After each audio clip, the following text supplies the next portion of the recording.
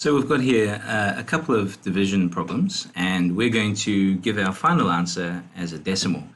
Now, even though we're going to be giving a decimal answer, you can see that the numbers are both whole numbers.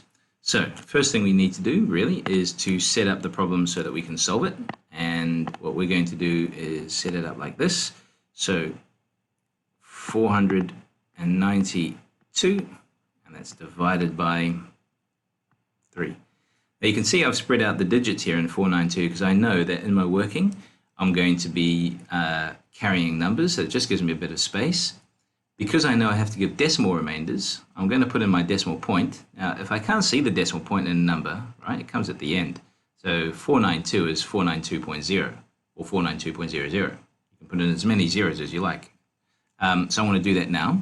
So point, and I'll put in a couple of zeros because I know I'm going to need them. Might make that a bit longer. Okay, so let's start. 3 into 4, that's once, right, with 1 left over. So 3 not into 9, but 3 into 19 is 6, again with 1 left over. And 3 into 12, that's 4, and there are no remainders, so this is the answer, 164. Let's try the next one over here. So 9, 7, 2, that's going to be divided by 5.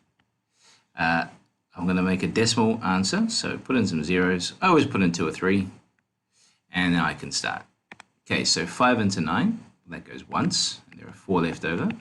5 into 47, that's 9, and 2 left over. So 5 into 22 is 4, right, with 2 left over, so I just carry the 2 over here to the first 0. I'm up to the decimal point, so I may as well put the decimal point in. 5 into 20, well, that's 4, and there are no more remainders, so that's the final answer.